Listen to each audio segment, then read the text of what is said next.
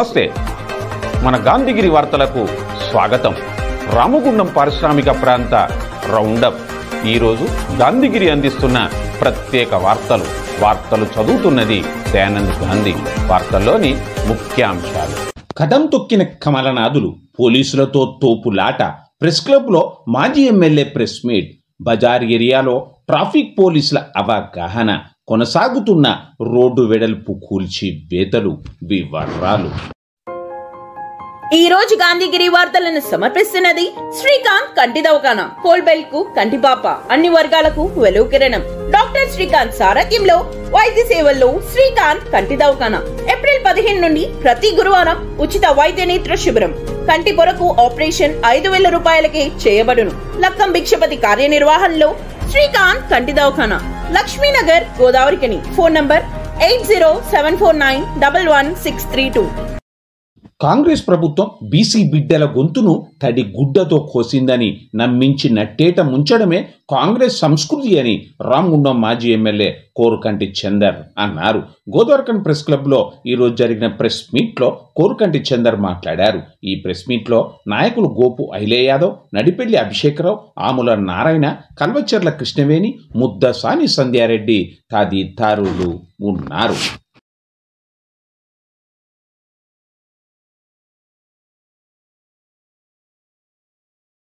BC బిడ్డల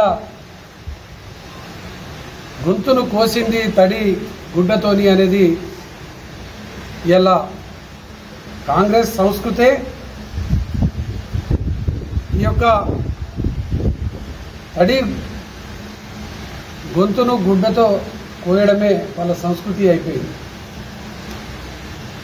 నమ్మించి నట్టేట ముంచింది వాళ్ళ నైజమే, నమ్మించి నట్టేట ముంచడం.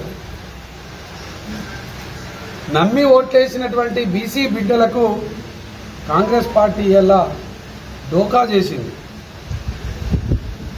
ఇది వంచన, ఇది ఒక నయవంచన. నయవంచనకు తెరలేపి నమ్మక ద్రోహానికి, విశ్వాసఘాతకానికి పాల్పడ్డది ఈ యొక్క కాంగ్రెస్ పార్టీ. మరీ ఇంత అవగాహన రహితమైనటువంటి పాలన ఈ దేశంలో ఎక్కడ ఉండదు. మరి ఎన్నికల నోటిఫికేషన్ వచ్చి స్థానిక సంస్థల ఎన్నికలలో బీసీ రిజర్వేషన్లని మాట్లాడుతూ కోర్టులో స్టే వస్తుందని తెలిసి కూడా ఈ యొక్క నాటకానికి తెరలేపింది ఈ యొక్క కాంగ్రెస్ పార్టీ. షెడ్యూల్ 9లో చేర్స్తేనే చట్టబద్ధత సాధ్యమని తెలిసినా కూడా ఈ రేవంత్ రెడ్డి జంతర్ మంతర్లో ఒక నాటకం ఆడి, ఒక దీక్ష అనే నాటకం ఆడి, ఒక ధర్నా అనే నాటకం ఆడి అక్కడ ఏమని ప్రకటిస్తాడు? రాహుల్ గాంధీ ప్రధానమంత్రి అయిన తర్వాతనే ఈ రిజర్వేషన్లు సాధ్యము అని ప్రకటిస్తాడు. మరి ప్రధానమంత్రి దగ్గర అధికార పార్టీకి సంబంధించినటువంటి వాళ్ళ మీద ఒత్తిడి చేసేటువంటి 52 సార్లు ఢిల్లీకి వెళ్ళిన ఈ బీసీ కామారెడ్డి డిక్లరేషన్కు సంబంధించి వీళ్ళు ఎన్నడూ కూడా దాని మీద చిత్తశుద్ధి లేదు అనేది ఇలా తేటతెల్లమైపోయింది. నిజంగా చిత్తశుద్ధి ఉంటే 14 నెలల పాటు మీ కార్యాచరణ ఏంది? అన్ని పార్టీలు ఒప్పుకున్నాయి. మరి ఈ బీజేపీ మీరు ఇలా టైఅప్ అయిపోయి ఈ యొక్క ప్రజలను మోసం చేస్తున్నారా? బీసీ బిడ్డలకు అన్యాయం చేస్తున్నారా? మీ డ్రామాలన్నీ ఇలా ఈ నోటిఫికేషన్ స్టే ఇవ్వడంతోనే ప్రజలకు అర్థమైపోయింది. కాబట్టి ప్రజలారా, బీసీ బిడ్డలారా, ఈ మోసాన్ని తప్పకుండా ఎండగట్టండి. ఈ యొక్క బక్వాస్ ప్రభుత్వాన్ని నిలదీయండి. ఈ యొక్క ప్రజలను మోసగించే మాటలు మాట్లాడేటువంటి కాంగ్రెస్ నాయకులను గ్రామాన నిలదీయండి, ప్రశ్నించండి. వాళ్ళ చిత్తశుద్ధిని ఇలా బీసీ రిజర్వేషన్లు, కామారెడ్డి డిక్లరేషన్లో బీసీలకు ఇస్తా అన్నటువంటి వాగ్దానాలన్నింటినీ కూడా అమలు చేసేంత వరకు కూడా ఈ యొక్క కాంగ్రెస్ నాయకులను ఎక్కడికక్కడ ప్రశ్నించాలి, నిలదీయాలని ఈ సందర్భంగా బీసీ బిడ్డలందరికీ కూడా పిలుపునిస్తూ ఇలా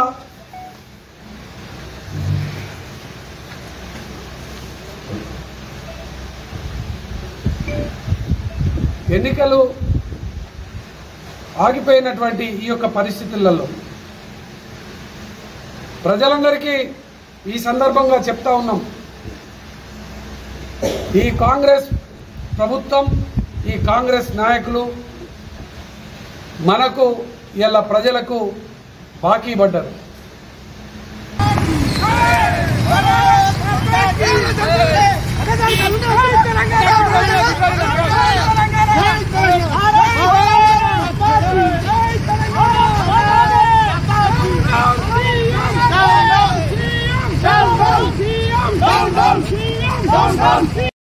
బీసీలకు 42% రిజర్వేషన్లు అమలు అంటూ మోసగించిన కపట కాంగ్రెస్ నిర్లక్ష్య వైఖరిగా ఆరోపిస్తూ నిరోసిస్తూ భారతీయ జనతా పార్టీ జిల్లా ప్రధాన కార్యదర్శి కోమల్ల మహేష్ ఆధ్వర్యంలో తెలంగాణ సీఎం రేవంత్ రెడ్డి దిష్టి బొమ్మను దానం చేయడానికి బీజేపీ శ్రేణులు ఈరోజు యత్నించారు. ఈ క్రమంలో దిష్టి బొమ్మను లాక్కోవడానికి ప్రయత్నించిన పోలీసులకు బీజేపీ శ్రేణులకు మధ్య తీవ్ర వాగ్వాదం చోటు చేసుకుంది. తోపులాట జరిగింది. ఉద్రిక్తత వాతావరణం నెలకొంది. దిష్టి బొమ్మను తీసుకోకుండా బీజేపీ శ్రేణులు చేసిన ప్రయత్నాన్ని చిత్తు చేయడానికి పోలీసులు చేసిన ప్రయత్నం ఈ ఉద్రిక్తతకు దారితీసింది. కాగా కాంగ్రెస్ ప్రభుత్వ నిరంకుశ పాలనలో కనీసం నిరసించే హక్కును కూడా కాలరాస్తున్నారని, ప్రజాస్వామ్యబద్ధంగా ప్రశ్నిస్తే దాడులు కొనసాగిస్తున్నారని కమలనాథులు ఆరోపించారు. ఈ కార్యక్రమంలో బీజేపీ నాయకులు కొండపర్తి సంజీవ్ కుమార్, మచ్చ విశ్వాస్, ఐత పవన్, మాదరబోయిన రాకేష్, చెన్నూరి రమేష్, కన్నూరి భాస్కర్, గాదె రాజమల్లు, ఆకాష్ గౌడ్, మియాపురం నాగరాజు, కిరణ్, బంగారు సునీల్ తదితరులు ఉన్నారు.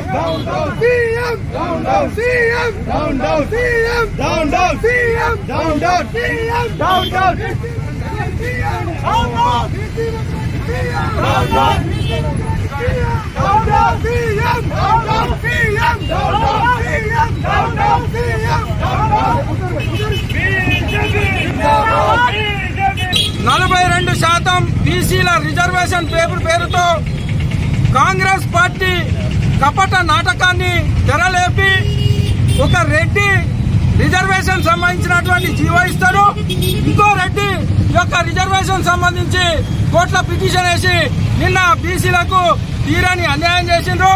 ఈ యొక్క రాష్ట్రంలో అత్యధిక జనాభా కలిగినటువంటి బీసీలకు తీరని అన్యాయం చేస్తూ ఈ యొక్క కాంగ్రెస్ ఒక నాటకాన్ని తెరలేపింది.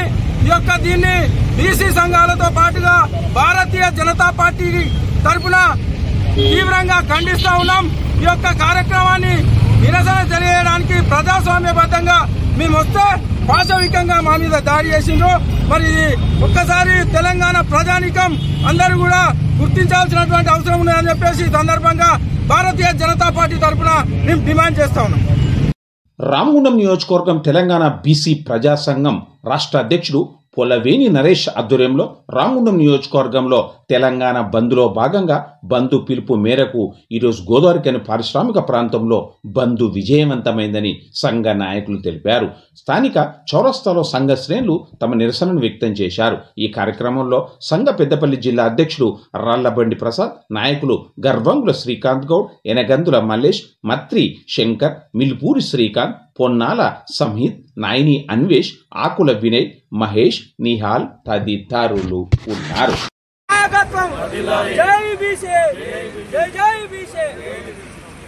నిన్న జరిగినటువంటి హైకోర్టు విధించినటువంటి 42% రిజర్వేషన్ వెంటనే అమలు చేయాలని మేము బీసీ సంఘం తరఫున ప్రత్యేకంగా కోరడం జరుగుతుంది.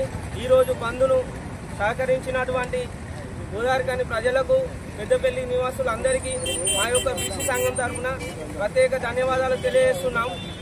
హైకోర్టులో విధించిన స్టే మాకు చాలా బాధ కలిగించింది. దాన్ని వెంటనే రద్దు చేసి బీసీలకు తగు న్యాయం చేయాలని మేము మూకుమ్మడిగా చౌరస్తాలో ధర్నా చేయడం జరుగుతుంది. కావున ఈ ధర్నాకు సహకరించినటువంటి ప్రతి ఒక్క బీసీ నాయకునికి మేము పేరున ప్రత్యేక ధన్యవాదాలు తెలుపుతున్నాం. Ramagundam traffic ACP CS Srinivas ఆధ్వర్యంలో traffic circle inspector B Rajeshwar Rao, sub inspector G Harishekar, traffic police సిబ్బంది గోదావరిఖని గాంధీ చౌరస్తా నుండి రీగల్ షూ మార్ట్ చౌరస్తా మీదుగా లక్ష్మీనగర్ ఏరియాలో గల వాహనాలు రోడ్డు మీద మధ్యన పెట్టకూడదని షాపు యజమానులను పిలిపించి వారికి తగు సూచనలు చేశారు. ఏసీపీ ప్రతి షాపు తిరుగుతూ వారికి దుకాణాల దగ్గర రోడ్లపై వాహనాలు నిలుపరాదని సూచించారు. రోడ్డుపై వాహనాలు నిలిపేచో ఫైన్ వేయడం జరుగుతుందని, దుకాణ యజమానులు తప్పనిసరిగా నో పార్కింగ్ బోర్డు పెట్టాలని ఏసీపీ కోరారు. గోదావరిఖని పెద్దమ్మ తల్లి దేవాలయంలో ఉన్న గతంలో ఉన్న రావణాసుర కమిటీలా కాకుండా కొత్తగా ఏర్పాటైన ఈ కమిటీ దేవాలయ అభివృద్ధి కోసం పాటుపడాలని ముదిరాజ్ సంఘ బాధ్యులు పేర్కొన్నారు. గోదావరిఖని ప్రెస్ క్లబ్లో ఈరోజు జరిగిన ప్రెస్ మీట్లో వారు మాట్లాడారు. ఈ ప్రెస్ మీట్లో బాధ్యులు జిట్టవేన ప్రశాంత్ ముదిరాజ్, గొలుసు జ్యోతి, తూడి రాజయ్య, పిట్టెల అంజయ్య, మేడి సదయ్య, సిద్ధ సమ్మయ్య తదితరులు ఉన్నారు.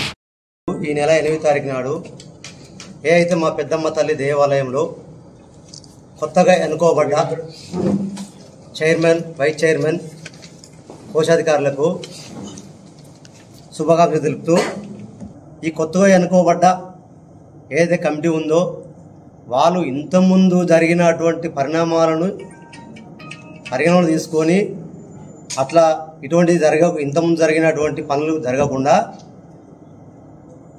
దేవాలయం అభివృద్ధి కోసం పాటుపడాలని మా సంఘం తరపున మేము కోరుకుంటున్నాము. ఎటువంటి స్వార్థం లేకుండా, ఎటువంటి లావాదేవీలకు సంబంధించిన స్వార్థం లేకుండా గుడి అభివృద్ధి కోసం పాటుపడాలని మేము కోరుకుంటున్నాం.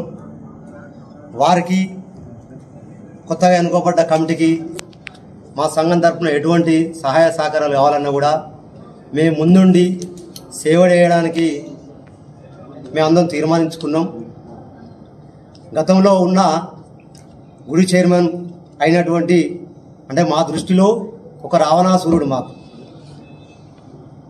అయినటువంటి సబ్బు మల్లయ్య గారు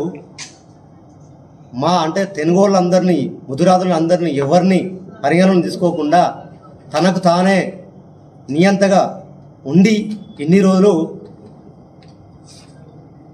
ఈ విధంగా పనిచేసినాడు. బీసీ డి నుండి బీసీఏలో జీవో నెంబరు 15 జీవో అమలు చేసి మమ్మల్ని బీసీఏలో వేయడం జరిగింది.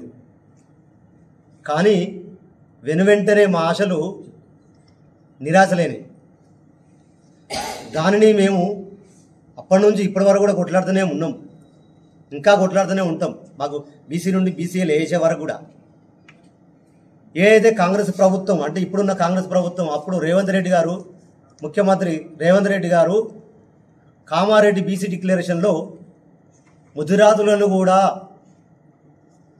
అప్పుడున్న లెక్క ప్రకారం 38 లక్షల మంది, ఇప్పుడున్న లెక్క ప్రకారం దాదాపుగా 55 లక్షల మంది ఉన్నాం. మేము ముదిరాజులను కూడా మేము బీసీడీ నుంచి బీసీఏలో మారుస్తాము అని బీసీ డిక్లరేషన్లో మాకు మాట ఇవ్వడం జరిగినది. దాన్ని నమ్మి మేము ఇప్పుడు మోసపోయినాం అని చెప్పేసి మేము భావిస్తున్నాం. కాబట్టి ఇప్పటికైనా ముఖ్యమంత్రి గారు, కాంగ్రెస్ ప్రభుత్వము మమ్మలను బీసీడీ నుంచి బీసీఏల గత ప్రభుత్వం అంటే ఇదే కాంగ్రెస్ ప్రభుత్వం ఏదైతే జీవో నెంబర్ 15 ఇచ్చిందో అదే జీవో ప్రకారం మమ్మల్ని బీసీఏలు వేయాలని మేము కోరుకుంటున్నాం.